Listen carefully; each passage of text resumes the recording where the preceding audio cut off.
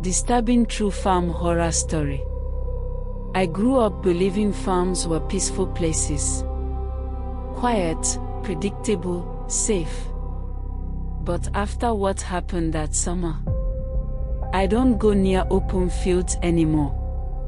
Because sometimes, when the wind moves through the crops, it's not just the wind.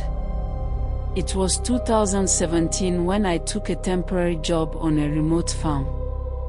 The place was hours away from the nearest town. No neighbors. No signal. Just endless stretches of dry land and a massive grain field that seemed to go on forever. The owner, Mr. Hunting, was off. Not rude. Not aggressive. Just distant. When I asked about the farm size, he said, "Big enough that you don't want to wander at night." I thought he was joking. He wasn't. On my first day, he gave me 3 rules. Don't go into the grain field after sunset. If you hear something calling your name from inside the field, ignore it. Lock your door at night. No matter what you hear outside. I laughed a little. Coyotes? I asked. He didn't smile. Something like that. That night, I couldn't sleep. The farmhouse creaked constantly.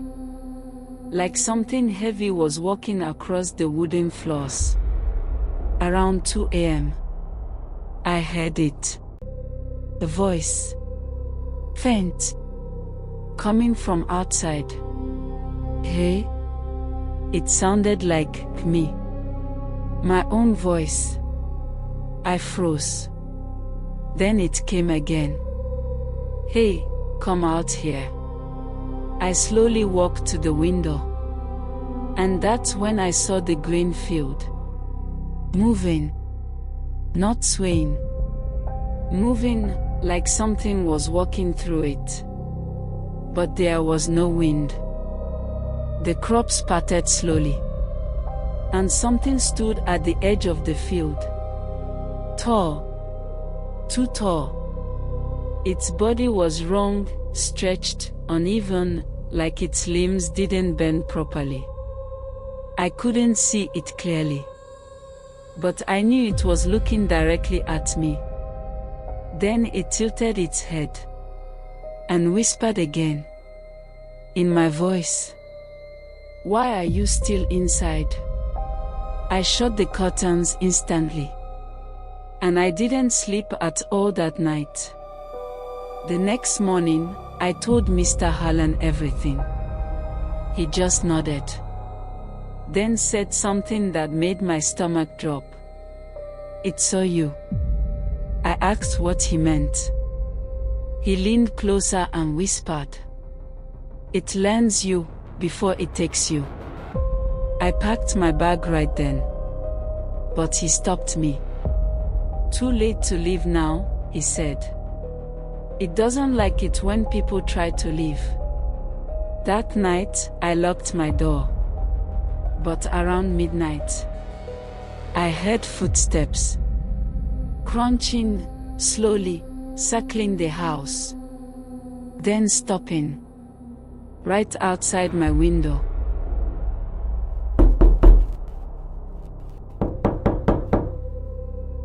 Not on the door. On the wall. Right next to my head. Then I heard it breathing. Heavy. Wet. Wrong. And then it spoke again. But this time, it didn't sound like me. It sounded like multiple voices layered together. Open the door. Something inside me wanted to go. I can't explain it. My body started moving on its own. Step by step, toward the door. My hand touched the handle. And then, I remembered the rule. Don't go into the field after sunset.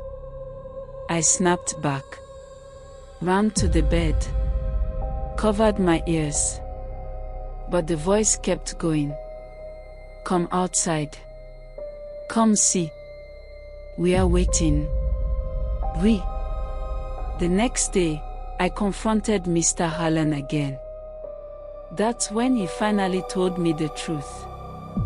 Years ago, something was found buried beneath the farm. Not an animal. Not human. Something old. They never removed it. And ever since then, the field started growing faster. Thicker. Darker. And sometimes, it grows something else. People who go into the field at night, he said, don't come back. I asked what happens to them. He looked toward the crops. They come back, he said quietly. Just not right. That night, I didn't stay inside. I ran straight for my car.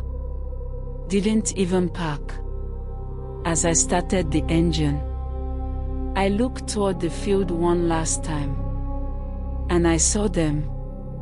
Dozens of figures. Standing between the crops. All twisted. All wrong.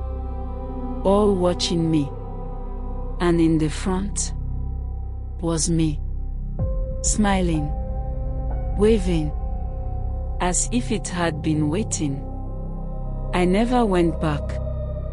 The farm was gone when I tried to find it again. No road. No house.